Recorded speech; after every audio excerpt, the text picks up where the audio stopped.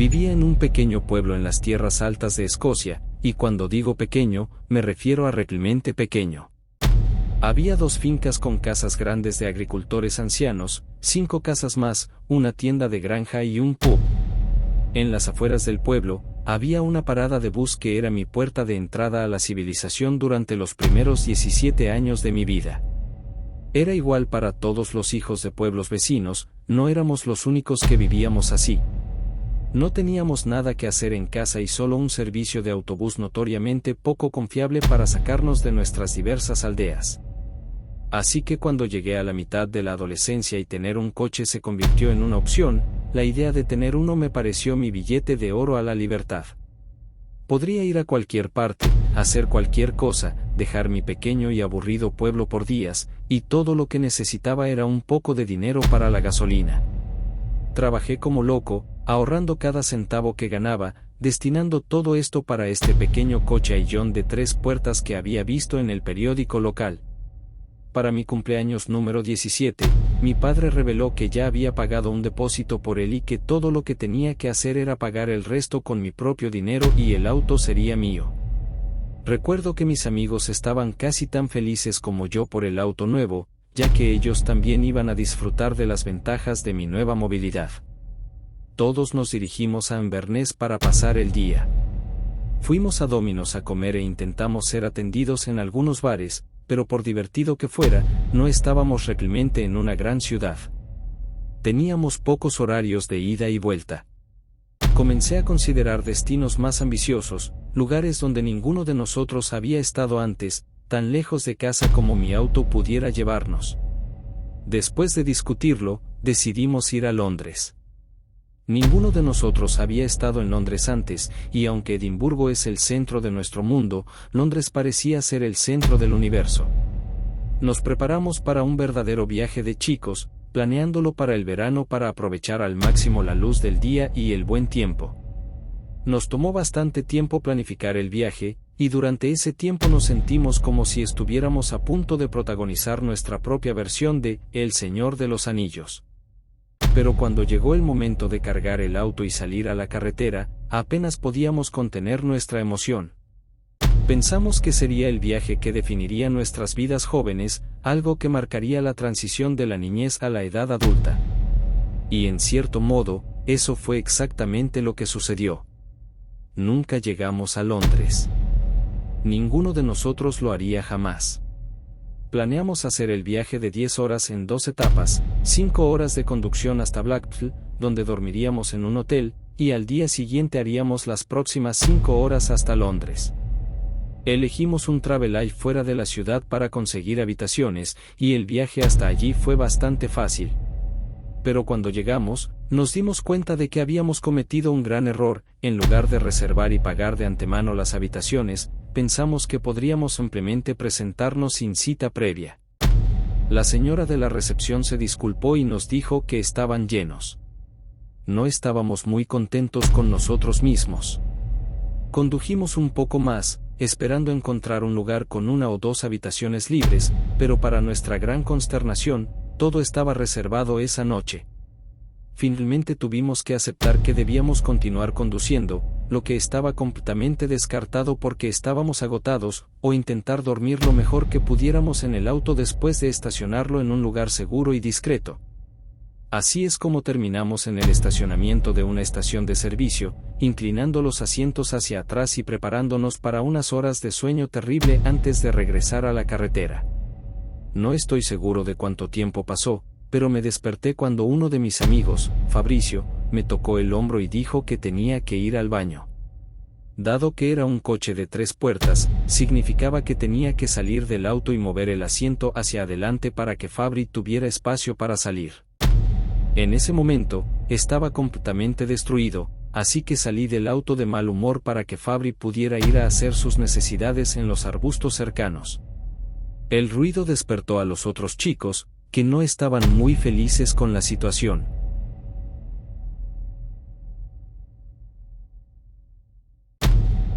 Su sueño fue interrumpido.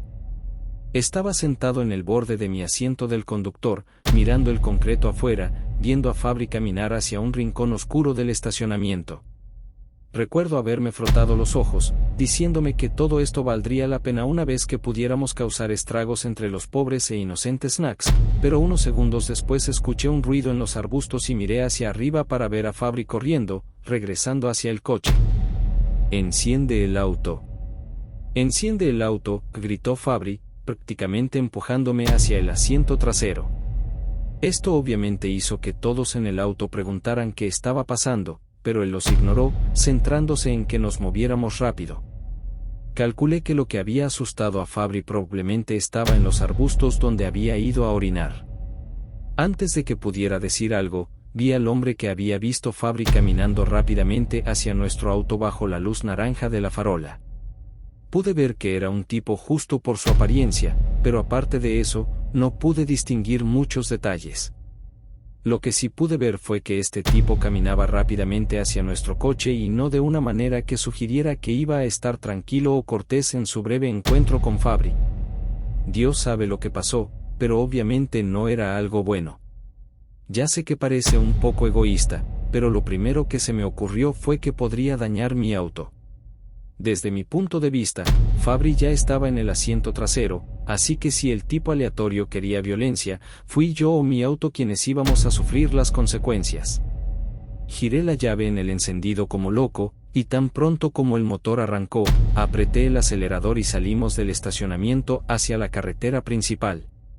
Una vez que parecíamos estar a salvo, la mayoría de nosotros en el auto básicamente le gritó a Fabry que nos contara cómo logró molestar a alguien en medio de la nada y en medio de la noche.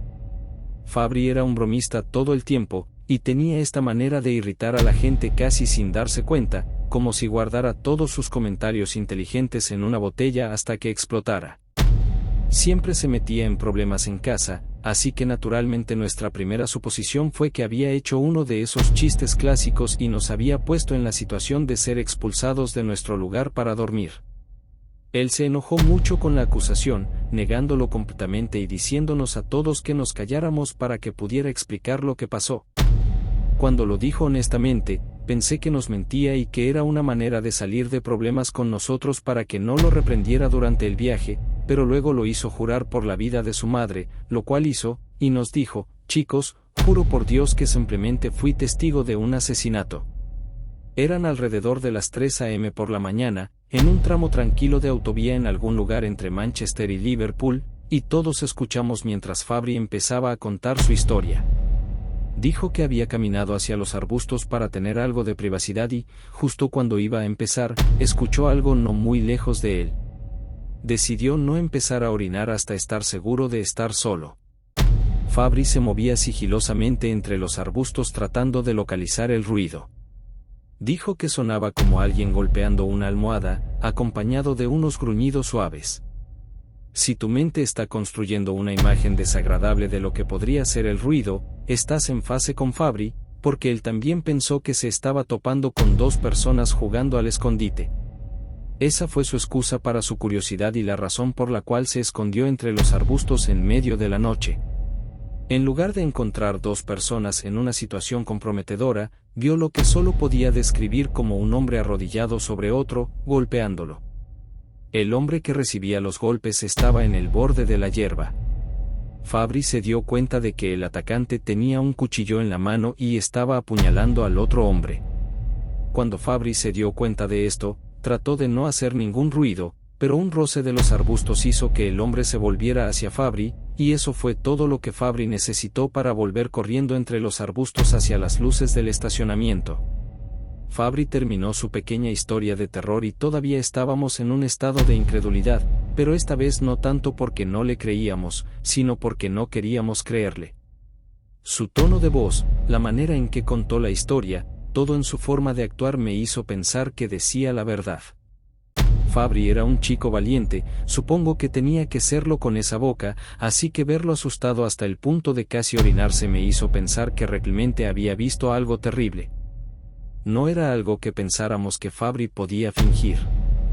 Aún estábamos analizando su historia, buscando fallas o admitiendo que estaba exagerando, pero no, él juraba que eso era lo que había visto y que teníamos que ir a la comisaría o algo así. Justo cuando dijo eso de ir a la policía, miré en mi espejo retrovisor y vi un par de luces acercándose rápidamente a mi parachoques trasero. Me desconecté de la conversación por un segundo, mirando las luces y esperando que nos sobrepasaran, pero no lo hicieron. Al momento siguiente, las luces se acercaron tanto y tan brillantes que iluminaron todo el interior de mi coche. Esto atrajo la atención de todos, y mientras estaba en pánico, preguntando qué diablos estaba pensando el otro conductor, escuché a Fabri decir: «Oh no, es él». Al siguiente segundo, ¡boom!, el otro conductor aceleró y golpeó su parachoques delantero contra mi trasero. Todos gritamos de terror. Mantuve mis manos fuertemente apretadas en el volante y apenas mantuve el control del coche, pero otro golpe más y podría no ser capaz de evitar salirme de la carretera. Era como estar atrapado en un horrible dilema: podíamos acelerar e intentar escapar, pero seguramente perdería el control del coche la próxima vez que nos golpeara, o podríamos frenar e intentar detenernos, enfrentando la furia de quien intentaba sacarnos del camino. Finalmente, el otro conductor decidió por nosotros. La próxima vez que nos golpeó, logró concentrar la fuerza en un lado de mi parachoques. No exactamente como una maniobra de empujón, pero básicamente con el mismo efecto. Perdí completamente el control del coche, y aunque intenté mantenernos en el camino, terminamos chocando contra una barrera metálica al costado de la carretera y el coche dio varios vuelcos en el proceso. Solo recuerdo cerrar los ojos y pensar que así moriría, apretando el volante tan fuerte como pude mientras esperaba algo que apagara mis luces. De repente, el auto se detuvo. Todo dolía, pero aún estaba despierto y de alguna manera, aún vivo. Tuvimos la suerte de aterrizar sobre las ruedas, y lo primero que hice fue apagar el motor porque podía ver humo saliendo de debajo del capó. Todos estábamos sufriendo, pero los diferentes gemidos y maldiciones indicaban que estábamos relativamente bien. De repente, me di cuenta de que podía oler gasolina y supe que estábamos en serios problemas. Solo la puerta lateral del pasajero funcionaba, y solo un asiento podía moverse hacia adelante. A pesar de esto, logramos sacar a todos del auto. No hubo fuego en absoluto, pero no lo sabíamos en ese momento, así que, aunque estábamos con un dolor considerable, logramos salir. Creo que ahora sería un buen momento para decirte que todo esto sucedió antes de que los teléfonos celulares se usaran diariamente. Esto significaba que, si queríamos contactar a la policía, tenía que encontrar un teléfono en el camino que pudiera usarse en caso de emergencia, o esperar a que otro conductor pasara y pudiera buscar ayuda. Solo Lucas y yo éramos lo suficientemente capaces para caminar, pero esto significaba dejar a Fabri y a nuestro otro amigo Carlos solos al borde del camino.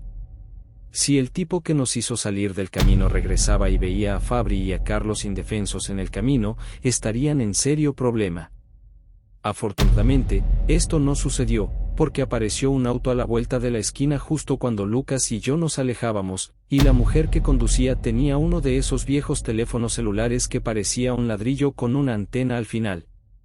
Ella pudo contactar a la policía por nosotros. Casi le rogamos que se quedara hasta que llegaran, y aunque la camioneta que nos hizo salir de la carretera no reapareció, estábamos aterrorizados de que volviera para terminar el trabajo que había empezado. Al final, pasamos el resto de la noche en un hospital de Gran Manchester con 2 oficiales de policía esperando escuchar nuestras historias. Cada uno de nosotros tenía una colección de esguinces y otras lesiones, pero solo unos días de descanso pudieron curarnos. Tuvimos mucha suerte, y no hace falta decir que un médico en particular me recordó este dicho: si hubiéramos conducido 20 o 25 kilómetros más, o si el auto hubiera permanecido encendido, probablemente no habríamos sobrevivido. Esta parte realmente se reprodujo en mi mente, porque, como mencioné, realmente estaba tratando de mantenernos en el camino, pensando que era nuestra mejor opción. Sigo pensando en ello porque si hubiéramos chocado contra un río o algo así, habría sido mucho peor. Pero si hubiera conducido un poco más rápido para intentar escapar y luego hubiera perdido el control, no habríamos salido vivos de ese accidente. Esa noche pude llamar a mis padres desde el hospital y, aunque estaban horrorizados por la noticia de que habíamos tenido un accidente, estaban tan aliviados como nosotros al saber que solo teníamos algunos esguinces y moretones. Obviamente, estaba devastado por mi auto.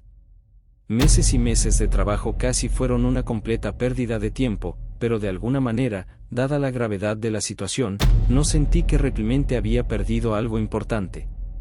Todavía tenía mi salud y todos mis amigos estaban bien, a pesar del latigazo cervical, y aún podía pedir prestado el auto de mi padre si realmente lo necesitaba. Perder mi auto fue un golpe duro, pero en el gran esquema de las cosas, realmente no importaba.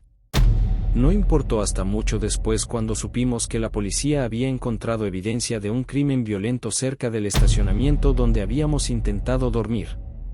No encontraron ningún cuerpo, pero había suficiente sangre para corroborar la historia de Fabri sobre haber visto a alguien apuñalando. La camioneta que nos sacó de la carretera fue encontrada aproximadamente una semana después, abandonada en un bosque al otro lado de Manchester. Había manchas de sangre dentro y la matrícula correspondía a la que estaba estacionada en el mismo lugar donde habíamos intentado dormir. En resumen, apenas evitamos convertirnos en testigos silenciosos de un asesinato. Pero más allá de eso, no supimos mucho más durante bastante tiempo. No sabíamos si atraparon al tipo que nos atacó, porque había matado al hombre que vio Fabri o cualquier otra cosa. Solo sabíamos que tuvimos mucha suerte de salir con vida. Pero luego mis padres recibieron una llamada de los padres de Lucas. La tía de Lucas trabajaba con la policía y siguió la historia. Resulta que la víctima del asesinato era copropietario de una empresa constructora y recientemente había llevado a su socio a juicio por algún tipo de pequeño fraude. Mucho después, el cuerpo del hombre que vimos esa noche fue encontrado y su compañero, el que estaba con él, desapareció y se convirtió en el principal sospechoso del asesinato de su compañero. El tipo que nos persiguió en su camioneta era realmente el asesino. Fabri realmente se había topado con él justo después de que había terminado con su compañero. Lo peor era que Fabri se equivocó al pensar que el asesino estaba apuñalando a su compañero en el pecho. La causa real de la muerte fue el estrangulamiento. El asesino tenía un cuchillo porque quería dificultar lo más posible la identificación del cuerpo de su compañero. No estaba apuñalando al hombre en el pecho, pero estaba tan oscuro que Fabri no pudo ver bien. El verdadero horror era que el hombre estaba apuñalando la cara de la víctima. Solo aprendimos este detalle mucho tiempo después cuando el padre de Lucas le dijo a mi padre, pero mi padre simplemente no tuvo el corazón para decírmelo hasta que tuvimos unos 25 años. Esto les llegó a mis amigos y a mí, y déjame decirte que fue escalofriante. Todo esto pasó hace tanto tiempo que mis 3 viejos amigos y yo estamos mayormente casados, con niños, y vivimos en diferentes lugares, así que no nos vemos tanto como nos gustaría. Pero de vez en cuando estamos todos en casa al mismo tiempo y nos tomamos una cerveza en uno de los bares locales. El ambiente siempre es alegre durante estas reuniones, pero en algún momento, la conversación inevitablemente regresa al accidente y a la suerte que tuvimos de volver a casa vivos después de eso. Siempre hay un chico que nunca pudo volver a casa. Durante mis 20s, mi mejor amigo y yo estábamos pasando por una fase en la que casi hacíamos viajes por carretera cada fin de semana. Esta vez planeábamos conducir hasta San Francisco con algunas paradas en el camino. El primer día estábamos a unas 4 horas de viaje por carretera, siguiéndola enero de 1970 hasta Colorado. Alrededor de las 8 de la tarde, nos detuvimos en una gasolinera y mientras repostaba combustible, noté a otras 2 chicas que también se estaban llenando. Parecían tener la misma edad que nosotros, como si también estuvieran de viaje. Pero justo detrás de ellas, en la otra bomba, había un chico que parecía tener entre finales de los 30 y principios de los 40. Las chicas no pudieron verlo, pero él las miraba con una expresión en blanco en su rostro, sus ojos moviéndose de izquierda a derecha mientras ellas repostaban. Fue realmente preocupante. Después de un tiempo, el chico atendió su auto y yo entré a la gasolinera para comprar algunos bocadillos como combustible para nuestro viaje nocturno hasta Salt Lake City.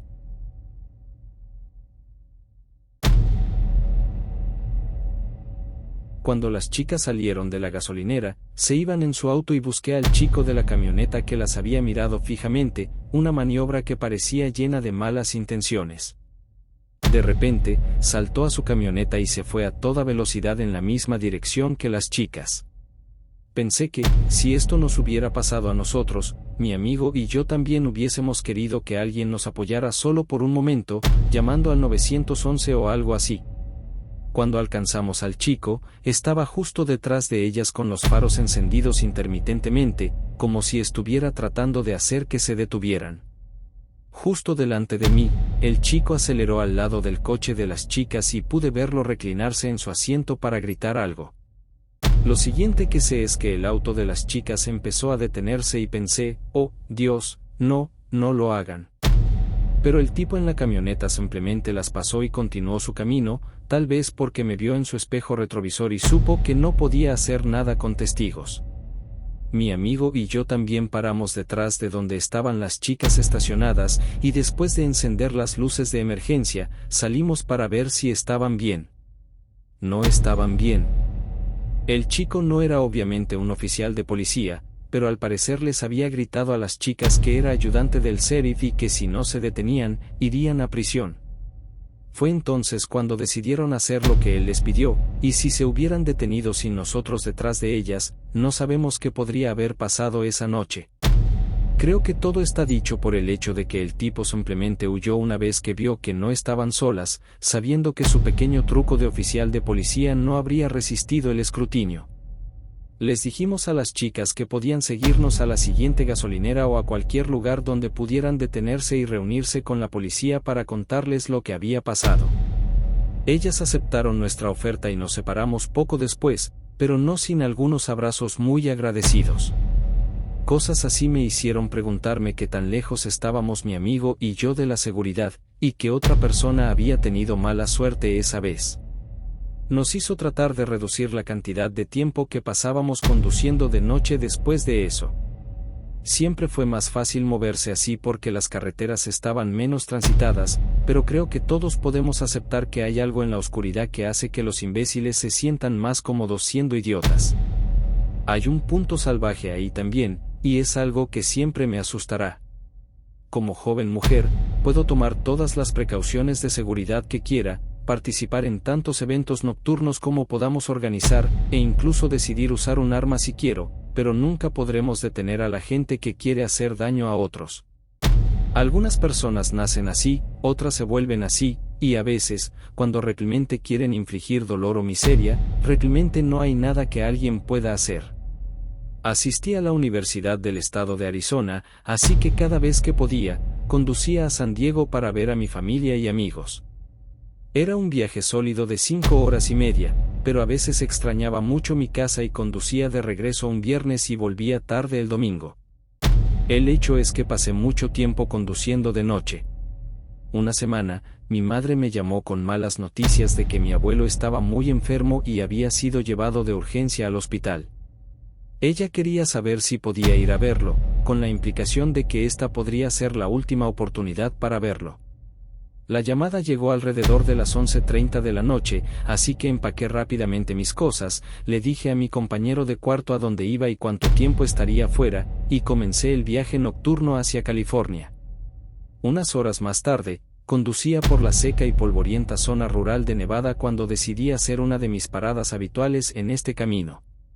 Era alrededor de 1 hora antes de la frontera de California y estaba muy familiarizado con esta parada en particular porque tenía el hábito de hacer el mismo pequeño ritual cada vez que me preparaba para entrar en California. Mientras conducía solo en Arizona, solía portar un arma oculta en ese momento. Tenía mi licencia extendida que permitía llevarla oculta en varios estados, excepto en California. Estacioné mi auto y comencé a desmontar y guardar mi arma para cumplir con las leyes de armas de fuego de California. Cuando terminé, salí para ir al baño y tomar un café antes de regresar al camino. Lo que no sabía era que alguien había logrado acercarse a mi camioneta y se escondió en el lado del pasajero. Al pasar frente a ellos, me agarraron por detrás y dejé escapar el grito más fuerte y desgarrador que pude, principalmente para alertar a cualquiera que estuviera cerca, pero principalmente porque me di cuenta de que casi no había nadie más alrededor para ver qué pasaba. Hice todo lo que pude, luché e intenté liberarme, pero no salió muy bien. Intenté patear, pero el atacante contraatacó levantándome del suelo donde estaba. No pude alcanzarlo, entonces traté de romper el control que tenía sobre mí, pero eso solo me hizo doblarme por la mitad con él todavía detrás. No sé cuánto tiempo grité y luché, pero cuando escuché los neumáticos chirriar, mi miedo se multiplicó por 1000. Pensé que el tipo tenía un cómplice y que me iban a arrojar a la parte trasera de un camión o algo así y que nunca volvería a ser visto. En realidad, era un Toyota Corolla lleno de adolescentes locales. Dios sabe por qué estaban en esa gasolinera tan tarde, pero gracias a Dios estaban ahí porque creo que literalmente salvaron mi vida esa noche. Los adolescentes saltaron del auto y corrieron hacia nosotros. El tipo que me atrapó tomó el escape y 2 de los chicos lo persiguieron a pie por el desierto más allá de la gasolinera, mientras que el conductor y el otro chico aseguraron que yo estaba bien. Esperaron conmigo hasta que llegaron los agentes de policía y pude decirles lo que había pasado. Incluso me trajeron una taza de café y me dejaron fumar un cigarrillo, aunque ni siquiera fumaba, solo necesitaba calmarme. Durante años, envié mensajes de agradecimiento a cada uno de estos chicos en el aniversario de mi casi tragedia, y si no hubiera perdido el teléfono donde guardaba su número, lo volvería a hacer. Aunque estos chicos decidieron ser héroes esa noche, hay tanta gente en el mundo que habría desviado la mirada y fingido no ver nada. Gracias a Dios no eran de esas personas que estaban ahí mismo en el estacionamiento cuando más los necesitaba. Una vez, estaba conduciendo por estos estrechos caminos de tierra en medio de la nada y estaba lloviendo torrencialmente. La lluvia y los caminos eran tan malos que a veces tenía que reducir la velocidad a 25 km/h y no podía ver ninguno de los paneles. Esto fue antes de la existencia del GPS, así que tuve que detenerme al costado del camino para intentar ver el letrero y asegurarme de que iba en la dirección correcta. No salí del auto debido a la lluvia, así que me asomé hacia adelante tratando de distinguir dónde estaba. De repente, la puerta del pasajero se abrió y apareció una persona desconocida. Empezó a intentar entrar en mi coche. Aquí en Honduras hay una cantidad considerable de delitos violentos y secuestros, así que instintivamente comencé a entrar en pánico, gritando con todas mis fuerzas, pisando el acelerador y acelerando antes de que el chico tuviera la oportunidad de levantarse por completo. Tan pronto como pude, me incliné rápidamente y cerré la puerta del pasajero. Continué mi camino por la carretera, respirando tan fuerte con mi corazón latiendo a 1000 por hora en ese momento e intentando calmarme, casi al borde de las lágrimas. Seguí viéndolo en mi cabeza durante el resto del viaje. Fue definitivamente lo más aterrador que me ha pasado y hago lo mejor que puedo para no conducir de noche, la próxima vez podría no tener tanta suerte. Lea creció en Durham, Carolina del Norte, con sus padres y sus 2 hermanas mayores. Cara describió a Lea como una joven sociable y tranquila, amante del fútbol y la música en vivo.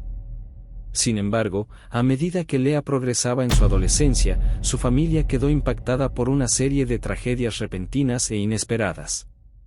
Cuando Lea tenía solo 17 años, a su padre le diagnosticaron una enfermedad respiratoria de larga duración y, 3 años después, murió su madre repentinamente por una infección cardíaca.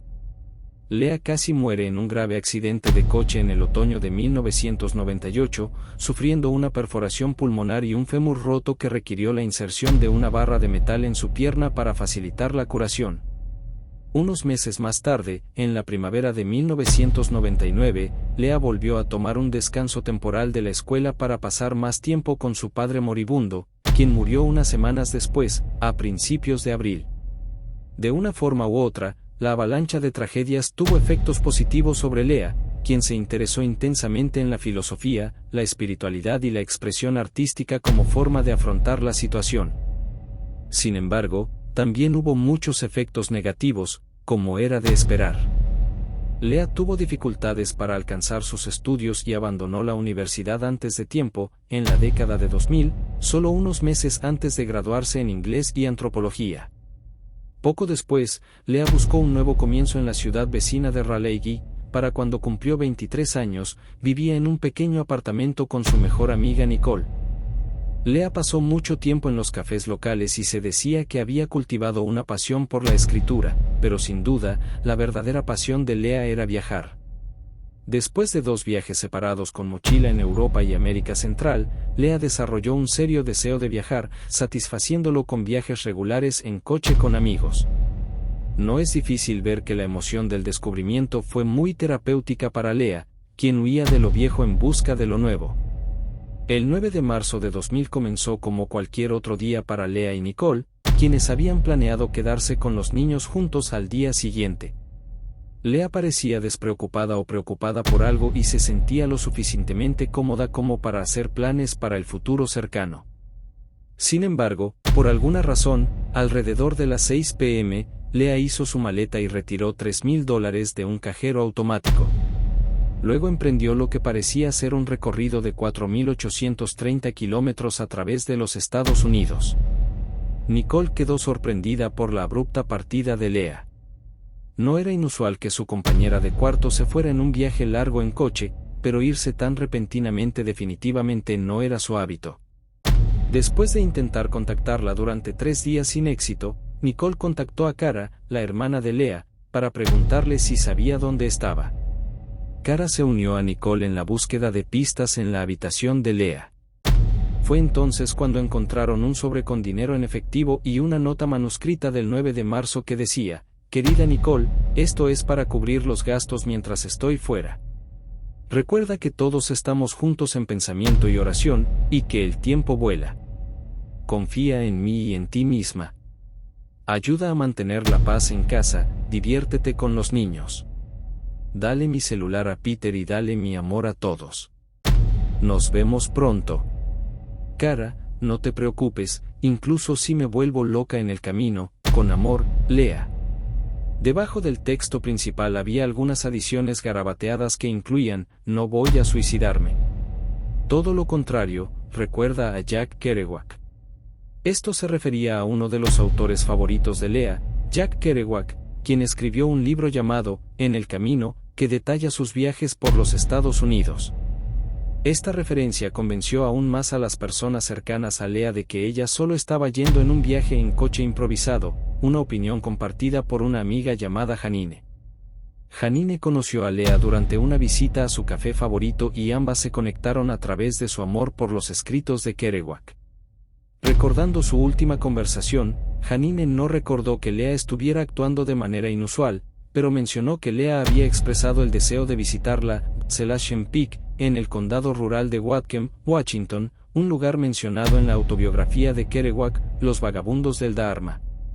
Cara ayudó en la investigación revelando que tenía poder sobre la cuenta bancaria de su hermana, una precaución que había tomado durante un viaje de mochilera en Costa Rica.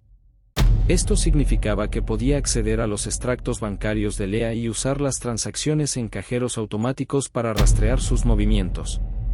Parecía que Lea se dirigía hacia el oeste. Después de dejar Raleigh en Carolina del Norte, había llegado a California antes de dirigirse al norte hacia Oregón y Washington. Parecía que Lea realmente estaba liderando hacia Appalachian Peak, como le mencionó anteriormente a Janine. Aunque Nicole y Cara encontraron profundamente preocupante la repentina partida de Lea, estaban desesperadas por verla regresar sana y salva. 9 días después de la desaparición de Lea, en la tarde del 19 de marzo, un hombre llamado Lionel y su novia estaban trotando en el Bosque Nacional Monte Vaquero Snoqualmie en el condado de Whatcom. En algún momento de la carrera, Lionel notó una prenda de vestir colgada en un árbol y, después de una inspección más detallada, descubrió un vehículo volcado al fondo de un terraplén al borde del camino. El Jeep Cherokee de 1993 sufrió graves daños y estaba rodeado por una colección desordenada de ropa y otros artículos personales. Varias mantas colgaban en las ventanas, como si alguien hubiera acampado dentro del auto pero lo hubiera abandonado al momento de la llegada de Lionel. Según la medida de los daños, la policía pensó que el Jeep viajaba a aproximadamente 50 a 65 km/h cuando golpeó el terraplén e hizo varios barriles. Cualquiera habría sido gravemente herido o muerto, pero no hubo evidencia de que alguien estuviera adentro en el momento del accidente. No se encontró pelo ni sangre y el cinturón de seguridad no estaba abrochado. Se sospechaba que alguien le había golpeado la cabeza contra el volante o el parabrisas, lo que dio esperanza a quienes querían un regreso seguro de Lea. Tras el descubrimiento del Jeep de Lea, dos equipos de investigación y rescate buscaron en los alrededores utilizando un perro y un helicóptero, pero no encontraron rastros de la persona desaparecida. Una búsqueda en el jeep reveló $2.500 escondidos en los vaqueros de Leah y varios recipientes de comida vacíos y botellas de plástico. Sin embargo, la investigación reveló dos elementos que preocuparon mucho a los cercanos a Leah. El primer objeto de preocupación fue una caja de madera adornada que contenía un boleto para la proyección de la película American Beauty. El hecho de que un artículo tan simple tuviera un embalaje decorativo indicaba que el billete tenía un valor sentimental significativo para Leah. Pero, ¿por qué lo habría llevado consigo en su viaje por todo el país? El segundo objeto de preocupación en el jeep de Leah era la alianza de su madre. Nicole describió el anillo como sagrado para Leah y no estaba claro por qué lo llevaba consigo. Sin embargo, su presencia en el jeep era algo que los investigadores encontraron profundamente preocupante. Dado que el vehículo de Leah estaba tan cerca de la carretera, era muy improbable que se adentrara remotamente en el bosque. Un investigador sospechaba que Leah había logrado hacer autostop para buscar ayuda, una teoría respaldada por varios informes de avistamientos de Leah en todo el estado de Washington en los días que siguieron a su desaparición.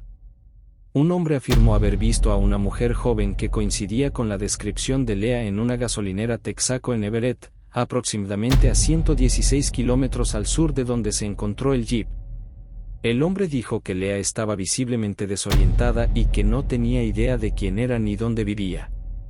Aunque el hombre le ofreció ayuda, Leah la rechazó y luego desapareció de la vista.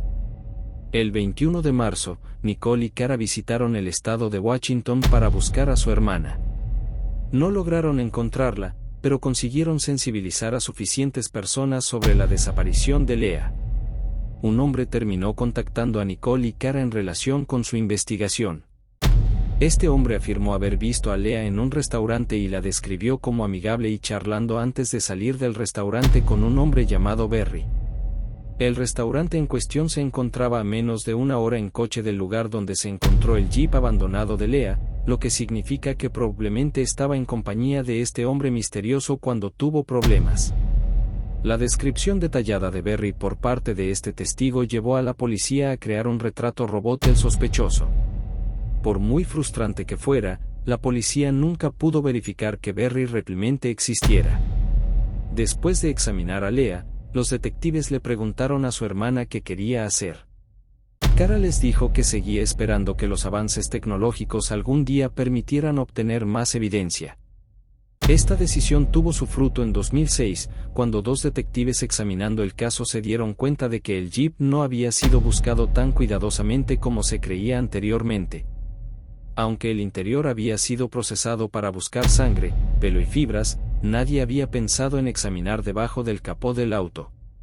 Cuando lo hicieron, descubrieron que alguien había manipulado el motor para que una persona pudiera iniciar el coche, accionar un interruptor y acelerar el jeep hacia el terraplén sin que nadie estuviera realmente presente dentro del vehículo. Además, la policía encontró un conjunto de huellas dactilares no identificadas bajo el capó del coche, huellas que podrían pertenecer al hombre que se hacía llamar Berry. Se descubrió que Berry había trabajado anteriormente como mecánico en el ejército estadounidense y era razonable suponer que sabía cómo manipular motores. Sin embargo, después de localizar al hombre y obtener una copia de sus huellas dactilares, los investigadores se sorprendieron al descubrir que no correspondían a las encontradas en el jeep. Berry afirmó ser completamente inocente de cualquier delito y haber simplemente conocido a Leah en el restaurante, donde ella habló mucho sobre Jack Kerouac, pero parecía de muy buen humor al entrar en su jeep y salir del estacionamiento. Berry insistió en que esa fue la última vez que vio a Leah y que se sintió devastado al enterarse de que una joven tan encantadora había desaparecido. Sin embargo, ya que fue una de las últimas personas con las que Leah había interactuado antes de su desaparición, Berry nunca fue completamente descartado como sospechoso potencial. Hay una teoría muy curiosa que circula, una que gira en torno a la idea de que Leah había intentado fingir su propia muerte. La naturaleza del sabotaje ocurrido en el motor del jeep de Leah lleva a creer que alguien quería mover el jeep sin estar dentro. Dado que el jeep fue enviado a estrellarse por un empinado terraplén, es seguro decir que la persona detrás de este acto tenía intenciones siniestras. El gerente quería que la gente creyera que había un conductor en el interior en el momento del accidente, lo que significa que Lea podría haber comprometido a alguien capaz de operar el motor desde fuera del coche. Berry podría estar involucrado en un grupo clandestino que ofrecía ayudar a una persona a desaparecer a cambio de dinero, lo que explicaría por qué Lea hizo tantas paradas en los cajeros automáticos mientras se dirigía hacia Washington. Sin embargo, nunca fue algo que los investigadores pudieron confirmar. El hecho es que, a más de 20 años de su desaparición, todavía no estamos más cerca de saber la verdad detrás de la desaparición de Lea. Paradójicamente, el mejor escenario posible es que ella fingió su propia muerte y, por alguna razón, encontró en sí misma la capacidad de engañar y asustar a aquellos a quienes amaba más para hacerlo. Pero el peor escenario posible es que el viaje desde Washington realmente fue tan inocente como espontáneo, y que alguien la secuestró, asesinó y luego enterró en algún lugar donde nadie nunca podría encontrarla. Tal vez hay alguien en Washington rural que aún lleva consigo un pequeño pedazo de Lea como un recordatorio de que logró salirse con la suya cometiendo un crimen o asesinato en total impunidad. El 18 de mayo de 1935, George y Laura Laorius se unieron a sus amigos Albert y Tilly Haverer para el viaje de su vida desde su casa en el sur de Illinois. El grupo planeaba recorrer 3.220 kilómetros a través de las llanuras y desiertos antes de terminar en la costa californiana. El 21 de mayo, llegaron al pequeño pueblo de Vaughan en Nuevo México.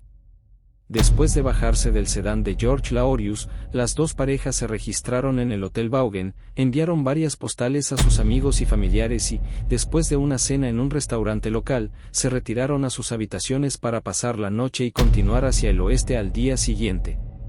En las postales, el grupo parecía estar de buen humor y no informaron nada inusual durante su último viaje.